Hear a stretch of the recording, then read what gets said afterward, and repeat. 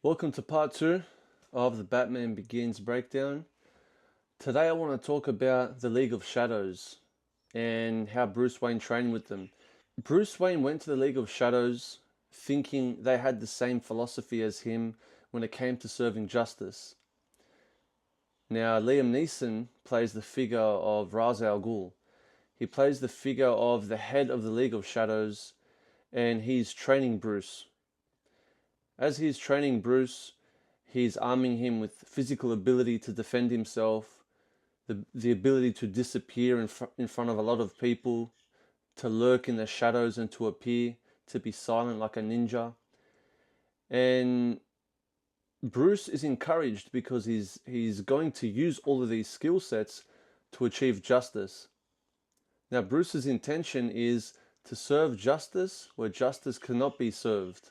Because in the city of Gotham, the city Bruce Wayne grew up in, it was a very corrupt city.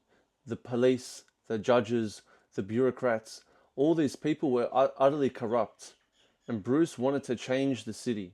Just as his father had previously had a vision to better the city, Bruce Wayne also is taking up after his father's legacy to better the city. Once Bruce had finished his training, it was time to be initiated into the League of Shadows.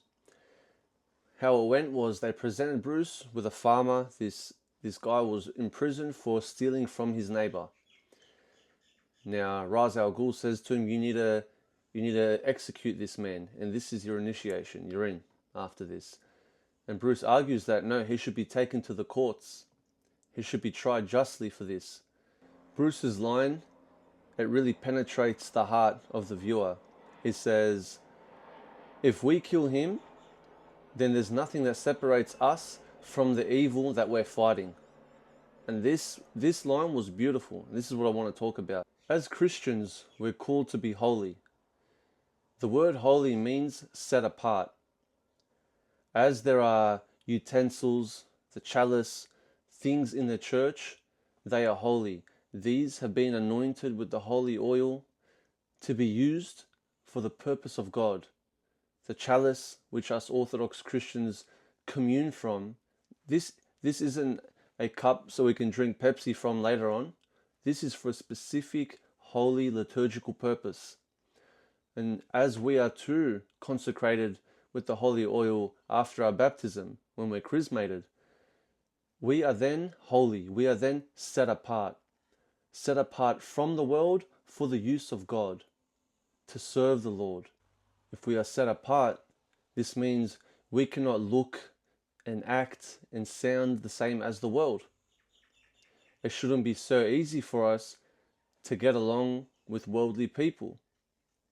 We shouldn't be so similar to our co-workers.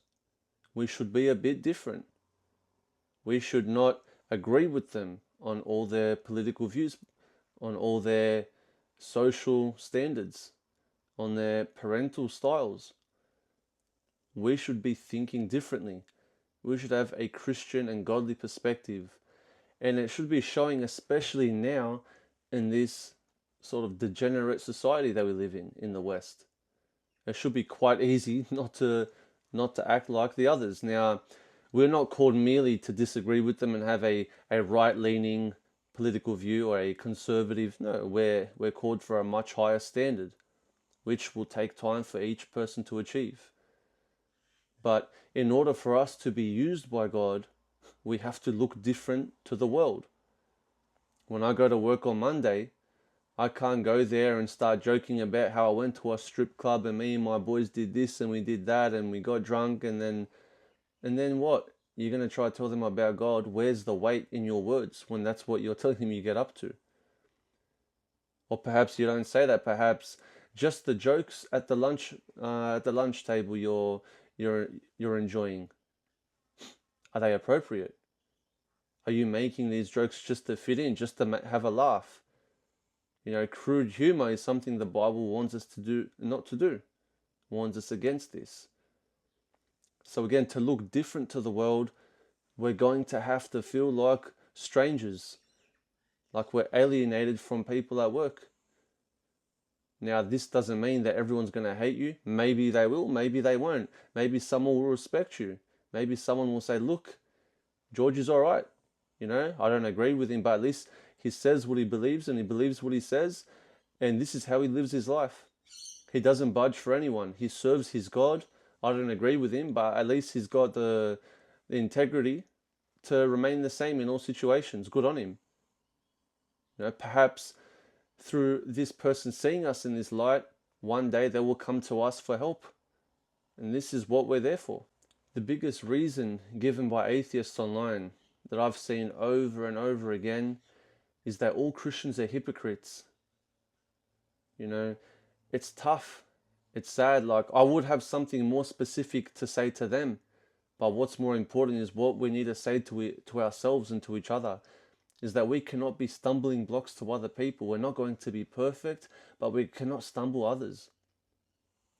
Whoever makes one of these little ones to stumble, it is better if a millstone were tied around his neck and he was thrown into the depth of the sea and drowned.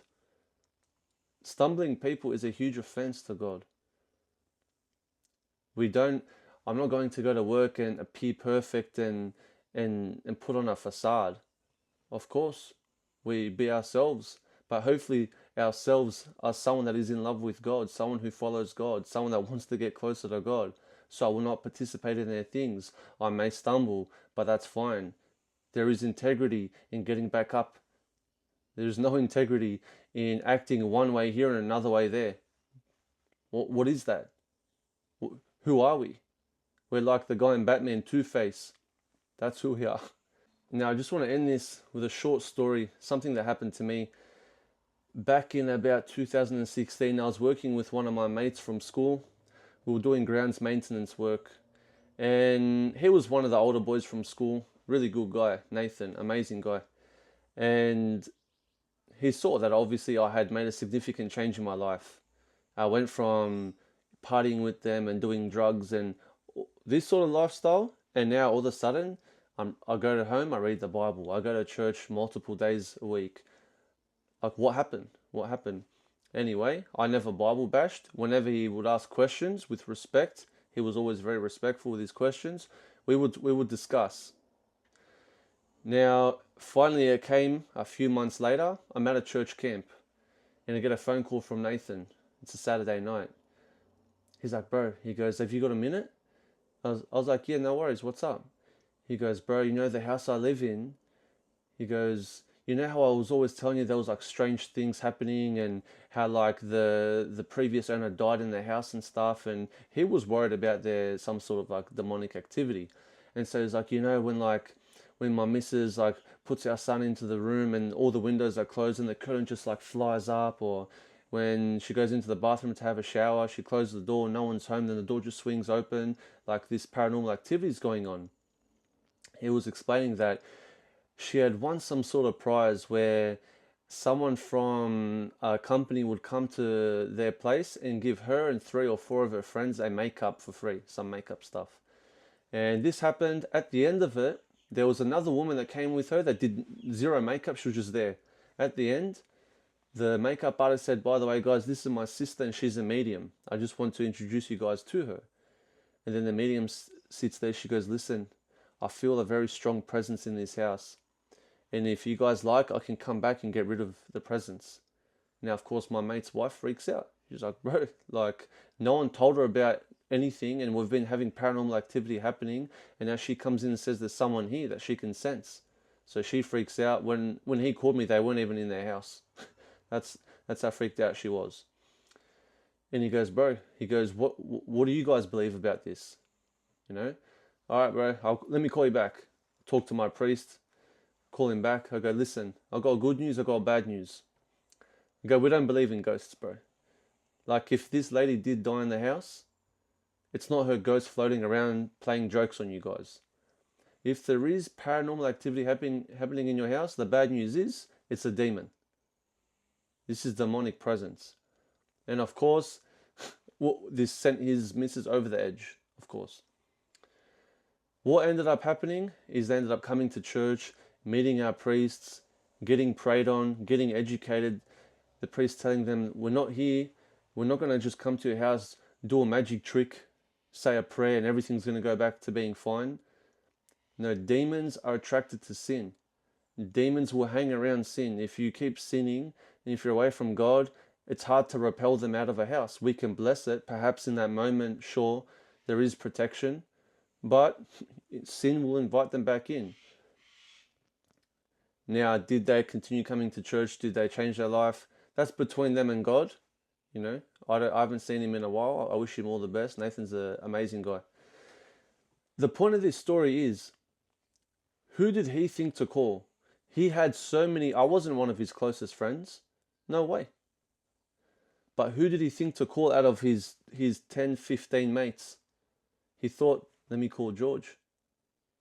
And this is exactly who you guys are to your co-workers.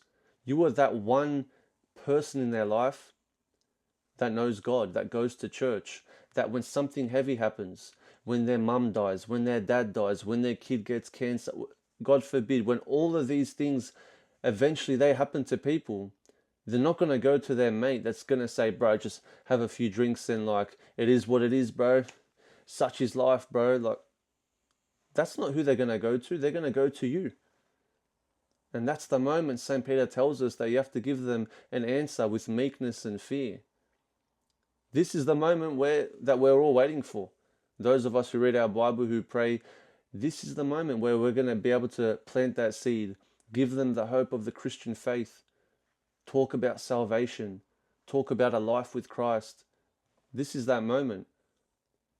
But in order for us to be able to come to this moment with this person, we have to look different to everyone else in our workplace. I hope we can adopt the mentality of being a fool for Christ, as some of the saints were. Look up Fools for Christ and you'll know what I mean. I hope we can adopt this mentality to not worry about our own ego and our own image at work. No, let them laugh. Let them laugh at me. Yes, laugh. Yeah, I do go to church. Yeah, I pray. Yeah, I don't do drugs. I don't sleep around. Yeah, laugh. It's funny. Keep laughing. But once something serious happens in their life, they're going to come to us. And this is the moment where we get to serve others. This is the moment that we are waiting for, that we live for. All of our fruits, all of our labor is for these small moments that we can affect others with the Christian message of hope. Now guys, if you like this video, if you like this style of video where I'm connecting Batman to representing Christ in work, to living a life of our faith truly in front of others, and you see how I connect these sort of messages, I want you to share this with someone. Share this with someone you think will edify them, someone that necessarily wouldn't open up a video of a priest talking or whatever. I view this page as a sort of lowest level platform. I just want this to be a stepping stone onto bigger and better things. There's so many amazing priests out there, so many amazing speakers, non-priests as well, laymen, much better than myself.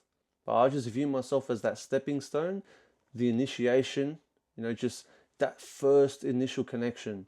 So if you guys like what I'm doing, please share this with someone else for the glory of our Lord Jesus Christ.